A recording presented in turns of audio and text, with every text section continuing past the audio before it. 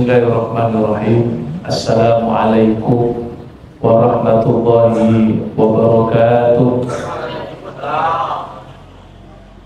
Alhamdulillahi rabbil alamin, wa bihi nasta'in ala umuri dunya waddin.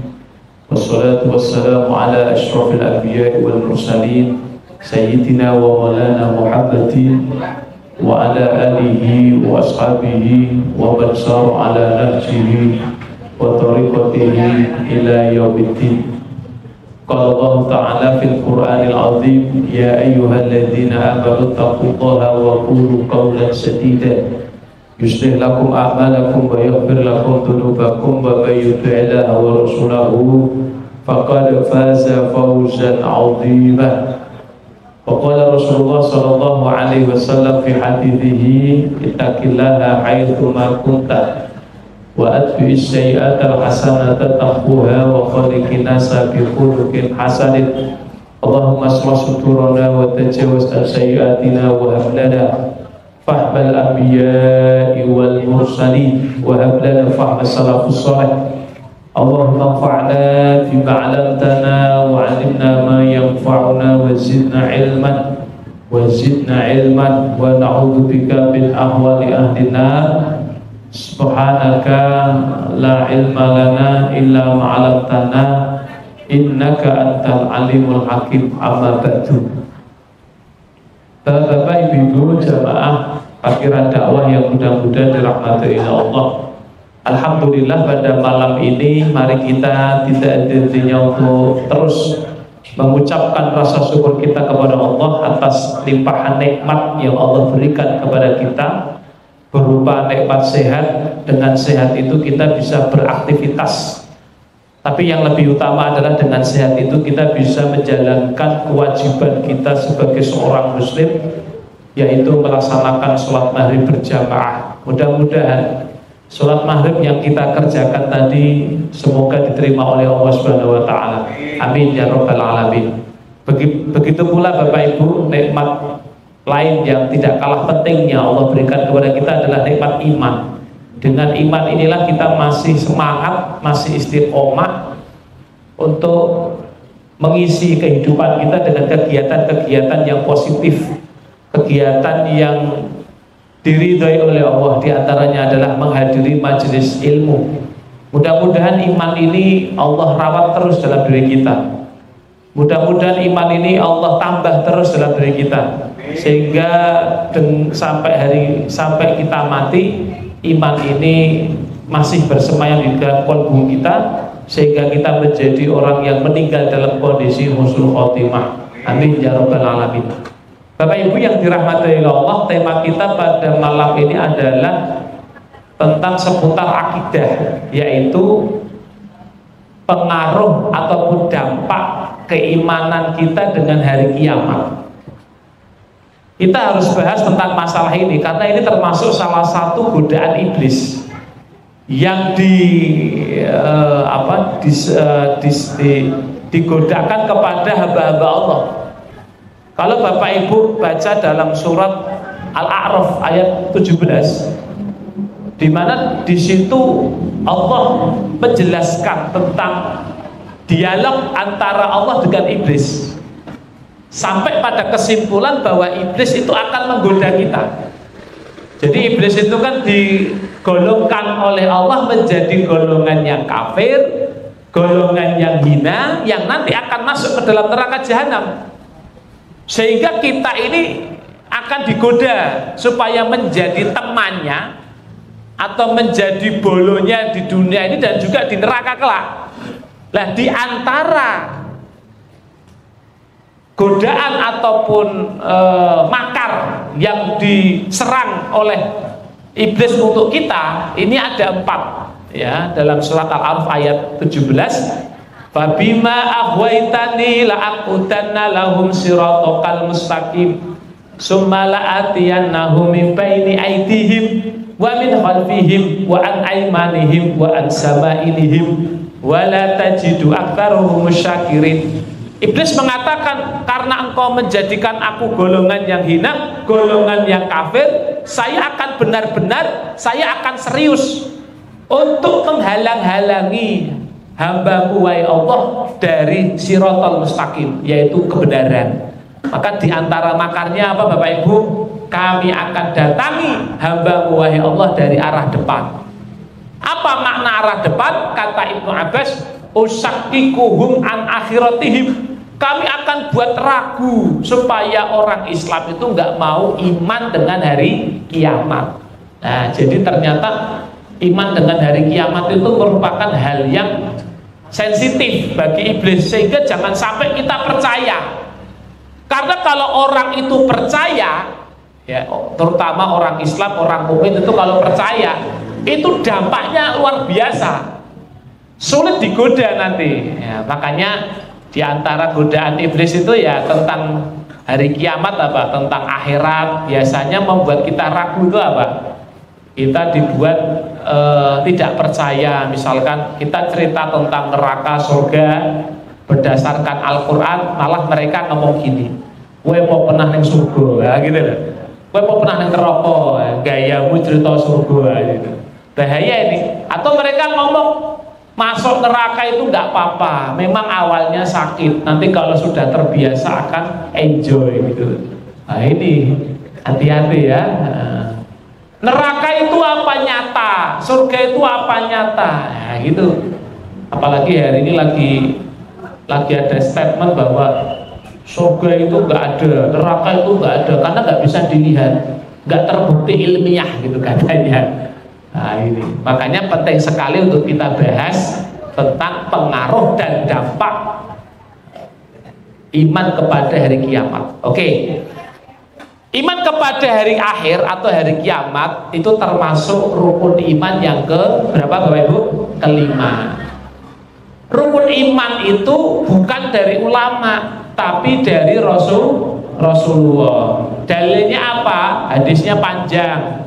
Ketika malaikat Jibril menyerupai manusia datang kepada Nabi Muhammad menanyakan tentang Islam, iman, ihsan dan hari kiamat.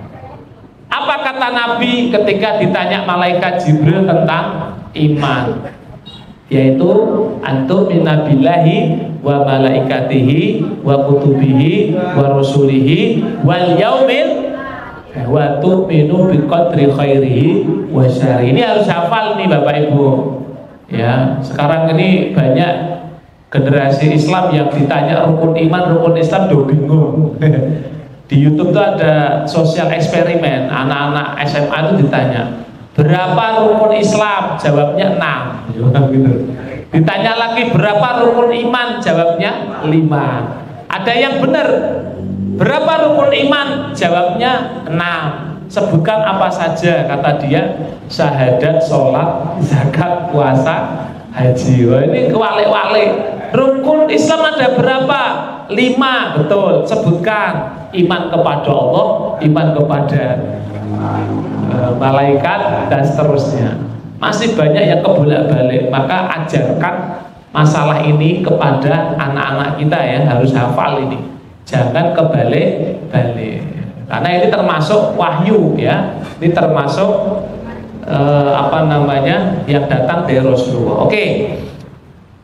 Menurut para ulama, al-iman bil yaumil akhir huwa ar-ruknul al-khamis min arkanil iman. Rukun iman, iman kepada hari kiamat atau hari akhir adalah rukun iman yang kelima. Maknahu, nah ini maknanya adalah apa Bapak Ibu? Maksudnya iman dengan hari kiamat itu apa? Maksudnya adalah al-i'tiqadu al-jazim bisidqin kulama akhbara bihillah azza wa jalla fi kitabil aziz au akhbara Rasulullah sallallahu alaihi wasallam ya fi hadisihi mimma yakunu ba'dal maut min fitnatil qabri wa adzabi wa na'ibihi wa ba'da dzalik minal ba'si wal hasar was suhuf wal hisab wal mizan wal khat was sirat was syafa'ah wal jannah wan nar wa ma'adallahu li ahliya fiha. Maksudnya adalah iman kepada hari kiamat itu apa toh? Yaitu keyakinan al-jazim, al-i'tiqad al-jazim, keyakinan yang 100%, tidak boleh ragu sama sekali. Jadi kualitas keyakinan kan ada 4 ya. Ada al-jazmu, Jazm itu 100% yakin. Ini harus yakin, nggak boleh 90%, nggak boleh 98% nggak boleh, harus 100%. Kalau sudah rukun iman itu harus 100%. Kemudian yang kedua adalah adzon. Adzon itu di atas 50%. Jadi kalau 50 sampai 90 itu namanya dzon, dugaan. Kemudian yang ketiga syak. Kualitas keyakinan itu ada syak. Syak itu 50-50. Ya, ragu itu 50% antara percaya dan tidak, kualitasnya 50%. Ada lagi yang paling rendah itu wahm, itu di bawah 50. Nah kita tidak boleh meyakini hari kiamat ini kok syak 50%. Nah ini bahaya ya. Di atas 50 aja nggak boleh, harusnya 100%. Apa itu? Bisitkin, kita membenarkan apa yang dikabarkan oleh Allah, kejadian yang Allah kabarkan dalam Al-Quran, yang dikabarkan oleh Rasulullah. Apa itu Bapak Ibu? Nah ini mimma yakunu ba'dal maut, kejadian-kejadian ketika kita setelah wafat. Ya Allah, kita itu setelah wafat itu Bapak Ibu ternyata masih ada fase ataupun episode yang begitu panjang. Ya, kata ulama nih, meyakini adanya fase setelah kematian. Apa saja? Ini kalau saya simpulkannya ada 12 fase. Fase yang pertama apa? Kejadian apa? Sakaroh. Nah, ini itu aja ada kejadian yang dahsyat. Ini kalau kita bahas satu-satu ini panjang kan. Yang kedua apa? Kubur. Ya, kubur. Sakarat, mesti setelah sakarat kematian, habis itu kubur atau alam barzah. Di kubur itu ada peristiwanya juga. Apa itu? Nikmat dan azab. Nikmat kubur dan azab kubur. Habis dari kubur apa? Wa ba'da dzalik minal ba'si. Yang ketiga adalah hari kebangkitan dari kubur, yaitu peristiwa hari kiamat. Apa sudah selesai? Belum. Setelah hari kiamat dibangkitkan, dari orang yang pertama meninggal sampai nanti yang terakhir dibangkitkan. Setelah itu apa? Wal hasyr, dia akan dikirim ke alam mahsyar, namanya yaumul mahsyar, alam mahsyar. Ini juga ada peristiwanya. Peristiwanya lebih ngeri meneh ya, matahari didekatkan di atas kepala kita 1 mil, panasnya kok ya apa. Nah, ini kalau dibahas panjang lagi. Yang kelima apalagi? Wasuhuf, setelah alam mahsyar ada peristiwa penerimaan catatan amal atau istilahnya terima rapor. Ya Bu ya, terima rapor. Tergantung nilainya abang apa ireng kabeh. Ya nilainya abang berarti dia menerima dengan tangan kiri. Kalau dia nilainya bagus, terimanya dengan tangan kanan. Setelah terima rapor catatan amal, masih ada lagi nomor 6, hisab. Dihitung amalnya. Hisab itu ada yang hisab yasira, ada yang bi ghairi hisab, tanpa hisab, ada yang dihisab. Itu ada penjelasannya lagi, ada kejadian-kejadian. Terus yang keberapa Bu? Yang ketujuh, wal mizan. Apa itu mizan? Timbangan. Amal kita ditimbang. Faman ya'mal misqala dzarratin khairan yarah wa may ya'mal misqala dzarratin syarran yarah. Sithik ya ketok, ya sithik dari kebaikan ya ketok, sithik saka kejelekan ya ketok, akeh saka kebaikan ya ketok, sithik saka kebaikan ya dihitung kabeh. Ana hitungane. Rak pernah lewat tuh, tidak pernah. Semuanya ada hitungannya, tidak pernah terselip sedikit pun. Setelah itu apa? Wal haud, telaga. Nah, nanti siapa yang minum di telaga itu. Setelah itu sirat, jembatan penghubung antara surga dan neraka.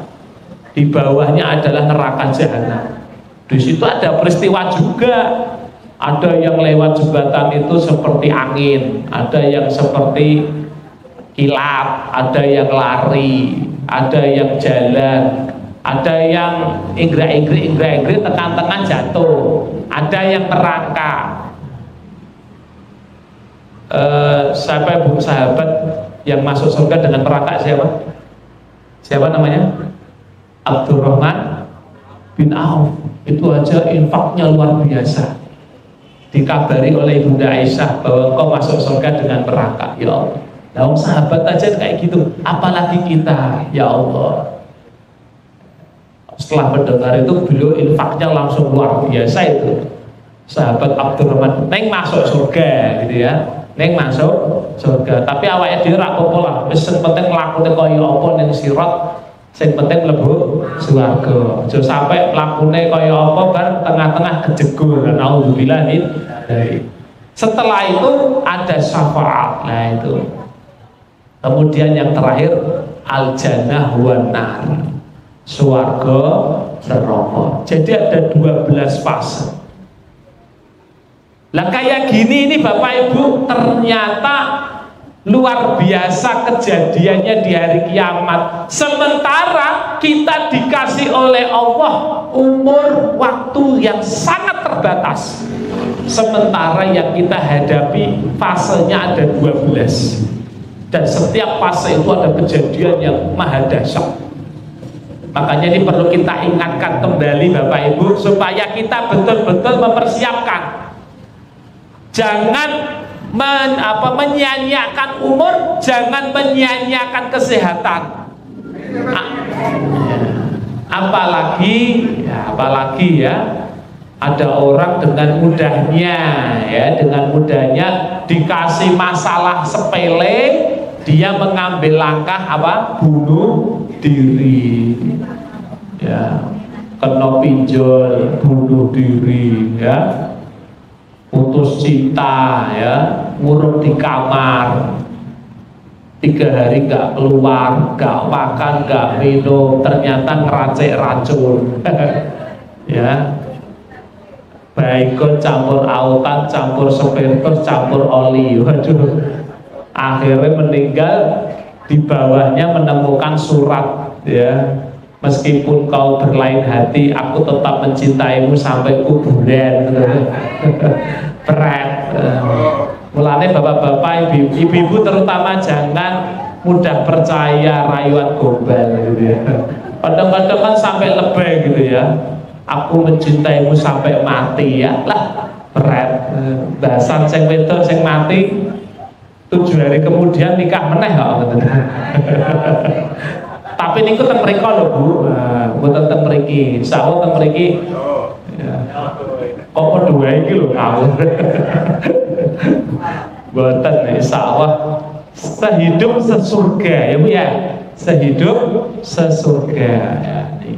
Lah Bapak Ibu yang dirahmati Allah, banyak yang meremehkan urusan seperti ini. Dikasih masalah sebentar saja, ambil jalan pintas. Padahal setelah dia mati, bukan malah berkurang masalah, tapi malah menambah masalah ini. Ternyata 12 fase. Lah Bapak Ibu yang dirahmati Allah, kalau kita mempelajari bagaimana dahsyatnya sakarat, bagaimana kehidupan alam kubur, bagaimana mahsyar dan lain-lain itu kita detailkan, kita pelajari sampai detail, ini akan berdampak pada diri kita, terutama seorang muslim. Karena ini bagian daripada keimanan, ya. Dan kita harus yakin bahwa ini adalah benar kejadian ini, meskipun kita tidak pernah melihat. Ya. Jadi hari ini kan ada orang sering, terutama orang-orang yang kadang-kadang intelek gitu ya, mengkritisi urusan seperti ini. Oh iya, setelah kita mati ada kubur, ada siksa ini. Dia nggak percaya. Kenapa? Karena dia mengandalkan rasio, mengandalkan bukti empiris. Jenenge kubur ki tenanan ya iso didelok. Dikira ki siksa kubur ki iso didelok. Misalke ana wong mati bar dikedhuk meneh ki delok apa api bulat-bulat ki percaya. Ndak bisa begitu. Itu urusan gaib. Kenapa kita percaya tenanan dengan kabar-kabar itu Bapak Ibu? Karena yang membawa kabar ini bukan sembarang orang. Siapa itu? Nabi kita Muhammad Sallallahu Alaihi Wasallam. Dan Nabi kita Muhammad Sallallahu Alaihi Wasallam itu secara ilmiah beliau betul-betul diakui sebagai nabi. Validitasnya itu sudah disepakati bahwa Nabi Muhammad itu adalah Rasulullah, orang yang benar, diakui baik itu orang muslim maupun non muslim. Dan bukti-bukti keberadaan beliau, bahwa beliau seorang nabi yang betul-betul shadiq itu terakui seluruh dunia. Ada jejak rekamnya. Apa itu? Ada Masjid Nabawi, ada Masjidil Aqsa, ada Mekah, ada Masjid Qiblatain, ada Gua Hira, ada Gua Thur. Semuanya itu adalah bukti-bukti adanya Rasulullah. Maka karena yang bawa kabar ini adalah seorang Rasul, ya kita percaya. Bukan harus percaya itu melihat siksanya atau nikmatnya, bukan. Karena ini urusan gaib. Membuktikan bahwa kebenaran setelah adanya kematian itu, beberapa fase tadi tidak bisa dibuktikan di laboratorium, tidak bisa, karena ini gaib. Kita percaya benar karena yang membawa kabar adalah Rasulullah. Kalau selain Rasul boleh kita ragukan. Kalau selain Rasul, misalkan ada orang ngomong, aku mau kebengi delok suster ngesot, alah gak percaya aku, ento. Paham ya nggih? Tadi malam saya lihat pocong. Jenengan boleh percaya, boleh tidak. Kenapa? Karena yang ngabarin bukan Rasul. Tapi kalau Rasulullah yang ngabarin apapun itu wajib kita percaya. Karena beliau menjadi Rasul diakui secara ilmiah. Nah, Bapak Ibu yang dirahmati oleh Allah, maka kalau kita beriman dengan hari kiamat, hari akhir atau kehidupan setelah kita wafat, kita akan berdampak dalam diri kita 5 hal. Nah niki, kita akan berdampak pada diri kita 5 hal kalau kita yakin nggih dengan adanya sakarat, adanya kubur, adanya hari kebangkitan, adanya mahsyar, adanya mizan, adanya mahsyar, adanya catatan amal, hisab, mizan dan seterusnya sampai surga dan neraka. Kita yakin itu berdampak sekali dengan orang Islam, kita orang mukmin. Apa dampaknya Bapak Ibu? 1, pengaruhnya ini. Yang pertama adalah al-ikhlas fil amal. Apa Pak? Al-ikhlas fil amal. Kita akan ikhlas di dalam beramal. Kenapa? Karena ketika kita yakin dengan adanya surga, adanya neraka, itu insya Allah balasannya itu Allah akan berikan di dalam segala bentuk amal kita yang kita lakukan di dunia. Ya, di sini kita lihat keterangannya. Al-ikhlasu fil amal rohbatun fis sawab. Orang kalau beriman dengan hari kiamat itu, dia yang dia cari adalah pahala di akhirat, bukan pahala dari manusia. Wa khaufan minal iqab fil akhirah. Dia juga takut dengan hukuman di akhirat. Sehingga dalam dia ibadah, beramal, la tom'an fil jaza wa syukri fid dunyawi minanas. Dalam dia beribadah itu, dia beramal, dia bersosial, dia membantu, dia tidak rakus dengan balasan dan ucapan terima kasih dari manusia. Tetapi yang dia inginkan adalah pahalanya dari Allah Subhanahu wa ta'ala, baik dalam ibadah maupun dalam bermuamalah. Contoh dalam ibadah, surat Al-Bayyinah ayat 5. Wa ma umiru illa liya'budullaha mukhlishina lahuddin. Tidaklah mereka diperintahkan ibadah untuk ikhlas menjalankan perintah agama. Jadi tidak ada istilahnya orang itu riya, sum'ah, tidak ada. Karena dia paham yang membalas ibadah saya ini yang paling baik itu Allah. Wa khairul jaza jazaullah. Saapi-api balasan iku balasane Gusti Allah. Wal akhiratu khairu wa abqa. Akhirat itu lebih baik dan lebih kekal. Tapi ini nggak gampang Bapak Ibu. Makanya dengan kita belajar iman dengan hari kiamat ini akan memberikan dampak dalam amal kita apa? Insya Allah ikhlas. Kita nggak butuh penilaian manusia, penglihatan manusia, riak ataupun sum'ah ingin didengar oleh manusia. Sehingga Nabi menyebutkan orang yang beramal kok ingin dilihat oleh manusia disebut dengan syirik asghar. Makanya besok kata Rasulullah itu, kalau orang itu riak dalam ibadahnya, dia disuruh pergi kepada orang-orang yang dulu dia riai di dunia untuk meminta pahala. Idhabu ilal ladzina kuntum turaun. Kamu pergi kepada orang yang dulu kamu minta pujian dari orang itu. Hal tajidu fikumul jaza. Apa kamu dapat pahala dari orang itu? Kira-kira bisa kasih pahala gak Bu? Bisa gak? Ya udah bisa. Menungso kok kayak pahala ten akhirat buatan saged. Jadi besok itu orang, kalau kita ingin dipuji oleh orang, amal kita untuk orang itu mendapatkan pujian. Sesuk ning akhirat kita disuruh minta pahala sama orang itu. Kira-kira orang itu bisa ngasih pahala gak? Tidak bisa, karena yang bisa ngasih pahala di akhirat siapa? Allah. Begitu pula di dalam kita memberi, kita membantu orang, memberikan bantuan kepada orang yang gak mampu siapapun itu, jangan berharap balas apa Bu? Balas budi, karena budi saja gak membalas. Gitu. Niki. Surat Al-Insan atau Ad-Dahr ayat yang ke-8 dan 9. Wa yut'imuna at'ama 'ala hubbihi miskina wa yatima wa asira innama nut'imukum liwajhillah la nuridu minkum jazaa wala syukura. Mereka memberikan makan yang mereka sukai kepada anak-anak yatim, fakir miskin dan para tawanan. Kami memberikan kepada anak-anak yatim, fakir miskin liwajhillah. Apa itu liwajhillah? Mengharap wajah Allah. La nuridu minkum jaza. Kami enggak berharap balasan darimu, wala syukura dan ucapan terima kasih. Jadi kalau kita memberi kok ada orang enggak ucapkan terima kasih, jangan resu. Sudahlah, lillahi ta'ala saja.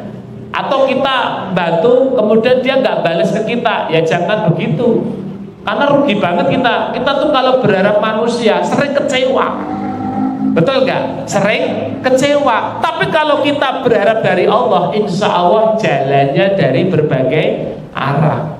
Banyak kalau kita itu bantu kemudian kita berharap dari orang itu sulit. Ya. Kita pernah bantu orang, alhamdulillah qadarullah dia sukses. Setelah sukses lupa sama yang bantu. Banyak nggak? Banyak. Istilahnya apa peribahasanya ini apa?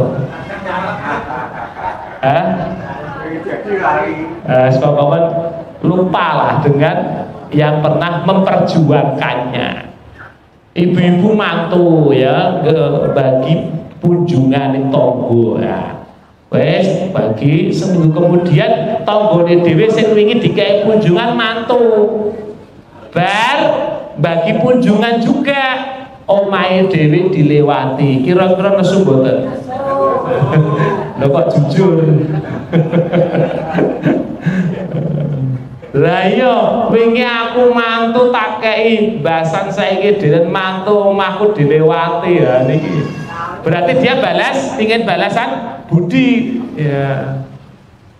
Akhirnya sampai lambene meletok titenono kowe. Engko aku mantu mudah ora bakal ngantek. Ya Allah. Nah niki ibu-ibu kono lho ya, ora ibu-ibu kene lho ya. Tapi ibu-ibu kono do pindah niki ya. Nah niki. Lah ibu-ibu yang dirahmati oleh Allah, ini contoh daripada keikhlasan. Tidak gampang. Maka kalau kita ingat perkataan ulama, ciri-ciri orang ikhlas itu ada 3. Nah, insya Allah kalau jenengan ibadah kok niatnya 3 ini, mudah-mudahan tondone wong ikhlas. 1, ayakunal amal lillah. Hendaklah kalau ibadah itu krana Allah.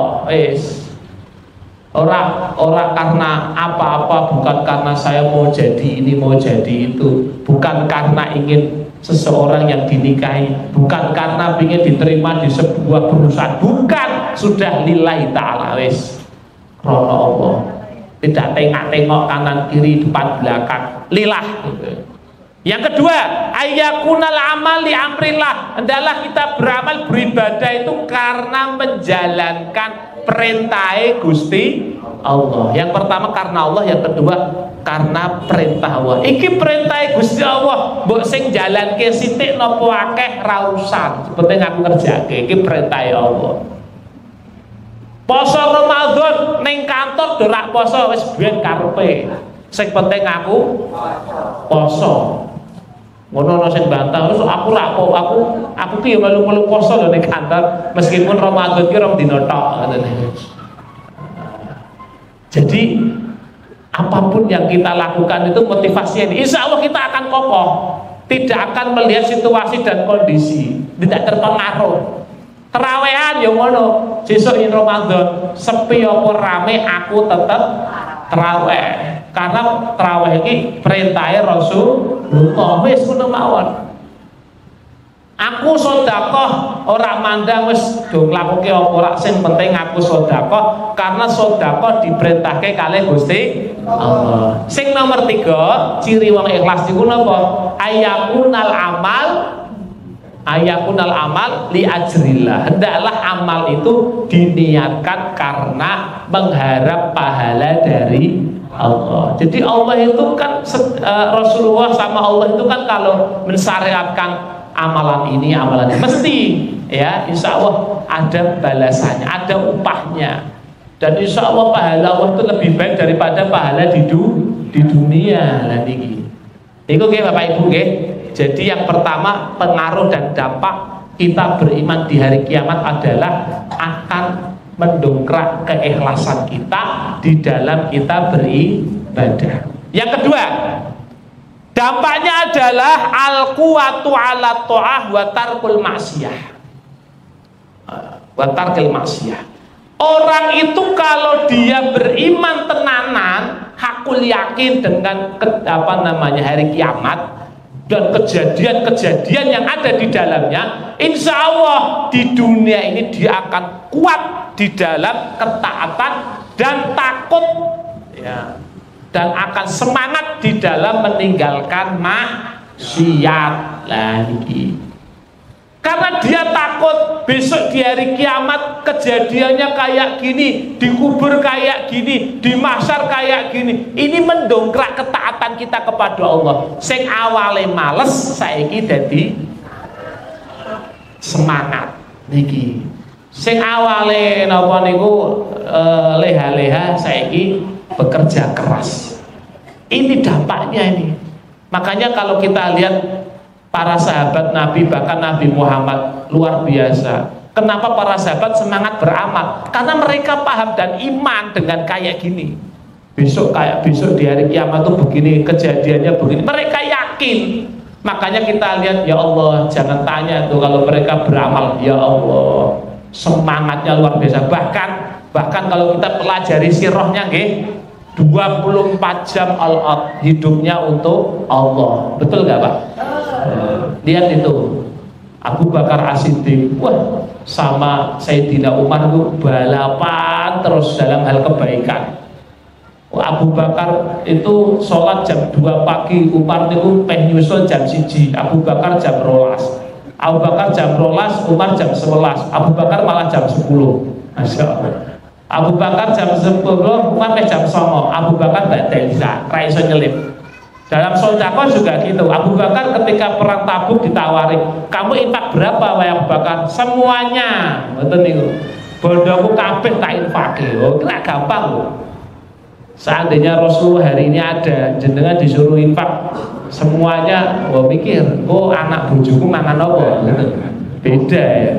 Tapi Sayyidina Abu Bakar semuanya. Lah terus anakmu bi bojomu bi natawakal ala Allah. Imane luar biasa. Kami serahkan kepada Allah. Gampang. Nanti ada rezeki. Kalau Umar ditawari separuh, Masya Allah.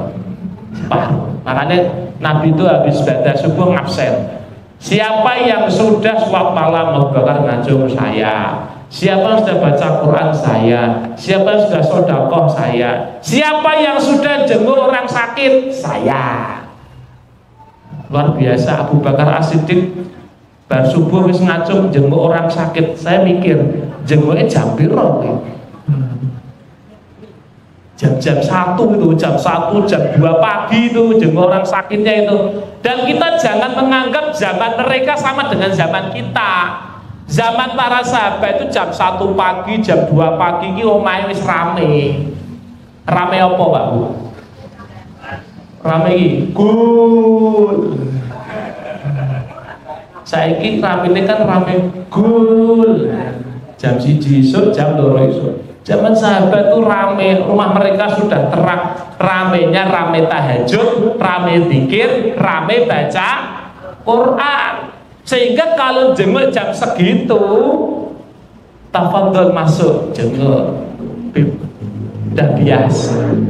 Coba hari ini Bapak Ibu jenguk orang sakit jam 1 malam, jam 1 pagi, jam 2 pagi, kira-kira diterima apa diusir? Lah iya nengok wong loro ra ngerti wayah malah dineke ngono. Ra ngerti wayah, ra ngerti adab malah diguneke ngono. Karena apa?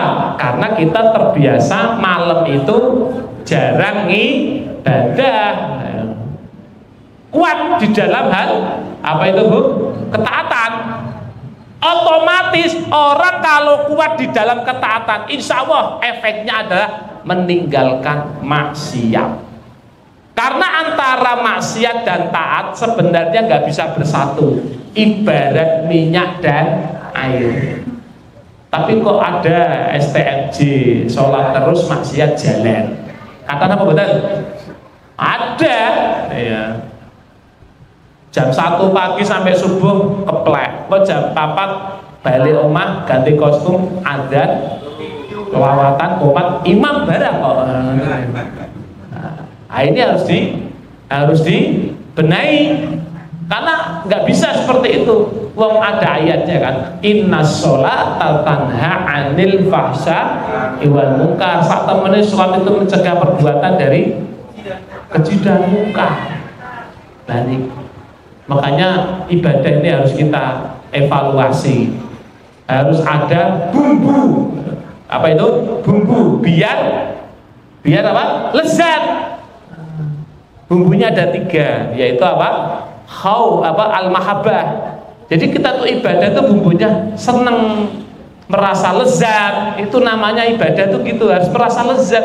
Kayak Nabi Muhammad gitu loh. Nabi Muhammad bilang, ju'ilat qurratu aini sholat, telah dijadikan penyejuk hatiku adalah sholat.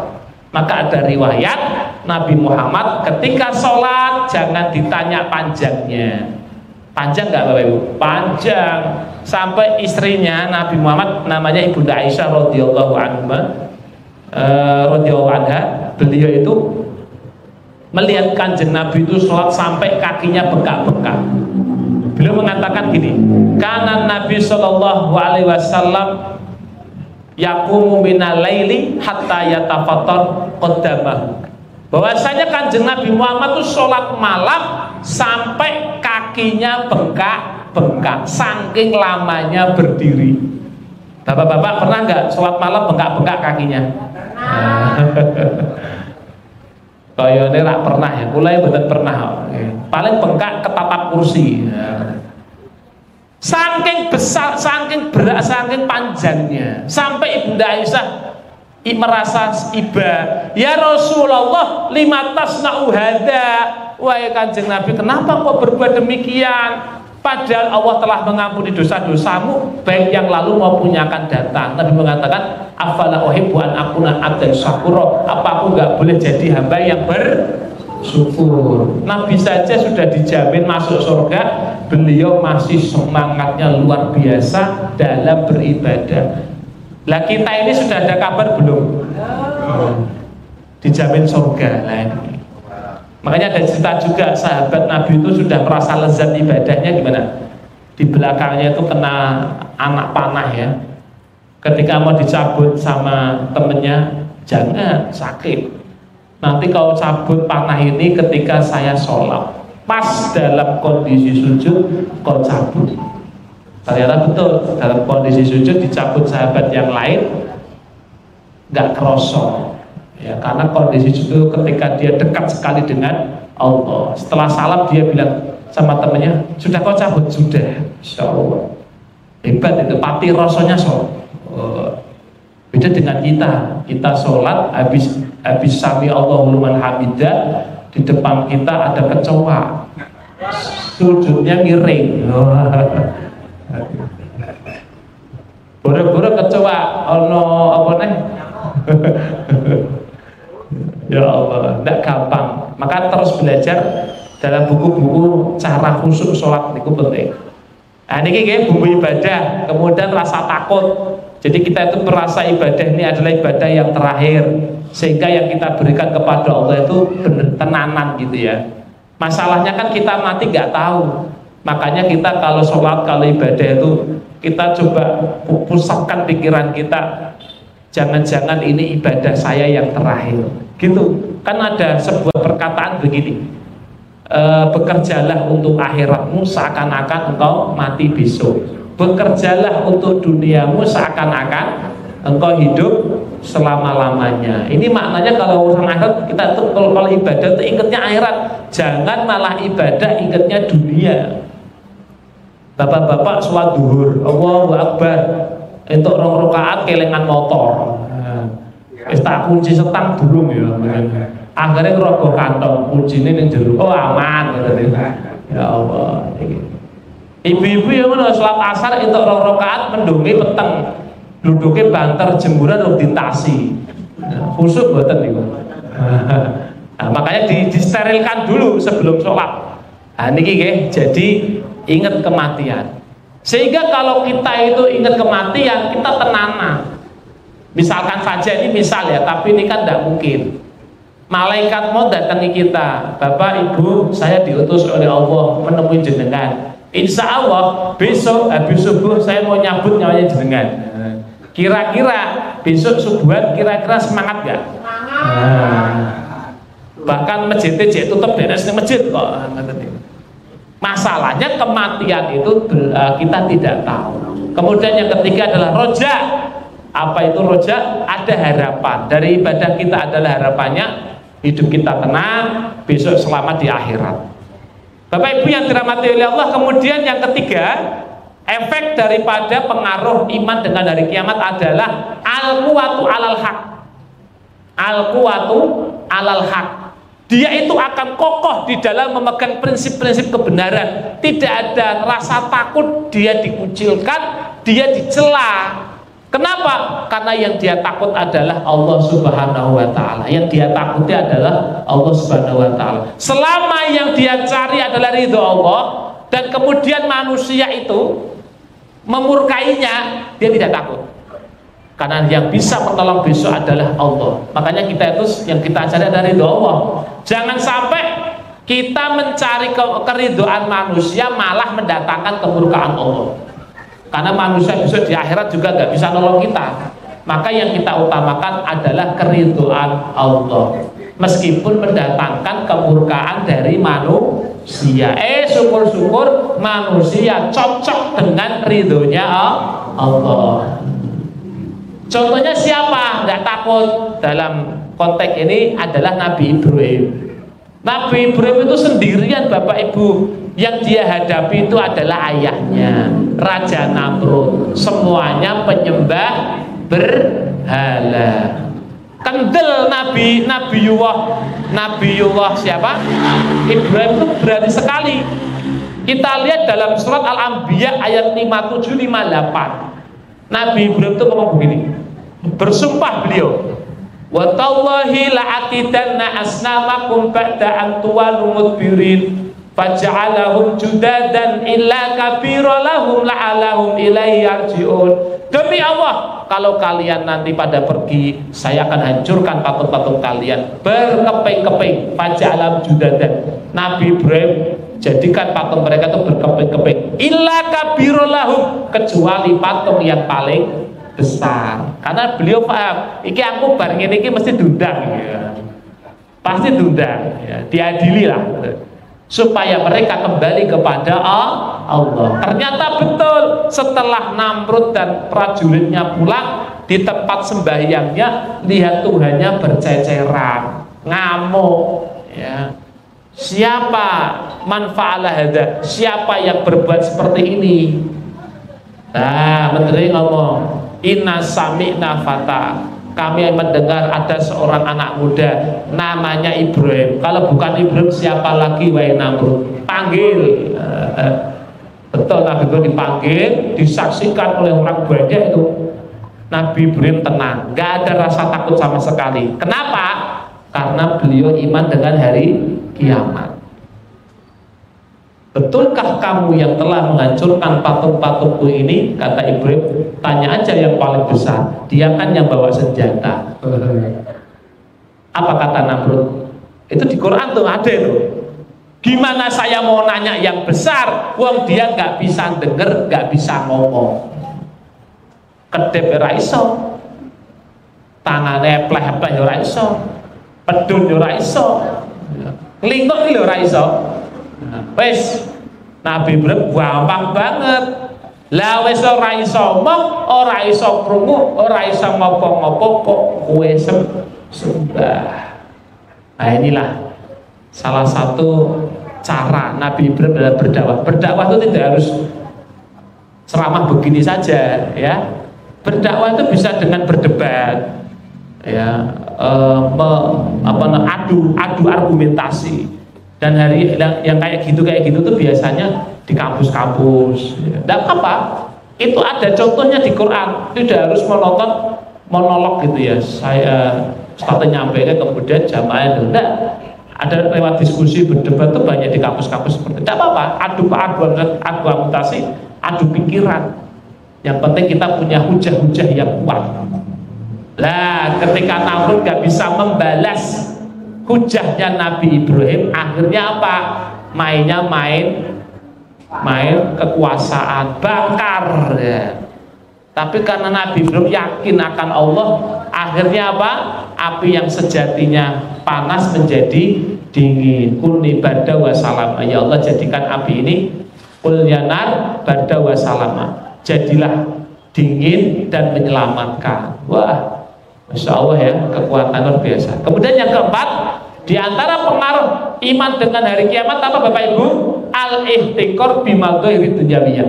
Dengan dunia itu dia tidak silau, dia tidak terlalu ambisi, apalagi sampai dia mengorbankan akhirat untuk dunianya. Gak akan mungkin orang kalau imannya kuat dengan hari kiamat. Nah ini contohnya siapa? Ibunda Asyah binti Muzahim, istri Fir'aun. Gak tertarik dengan istananya Fir'aun, justru dia ingin dibuatkan istana di surga. Karena sudah adzan, kita cukupkan dulu.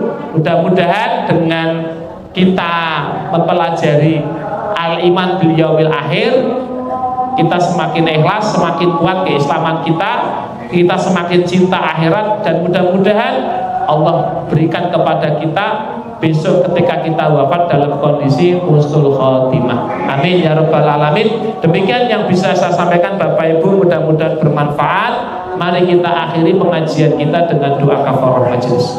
Subhanallahumma wa bihamdika asyhadu an la ilaha illa anta astaghfiruka wa atubu ilaik. Billahi taufiq wal hidayah wa ridwan. Wassalamualaikum warahmatullahi wabarakatuh.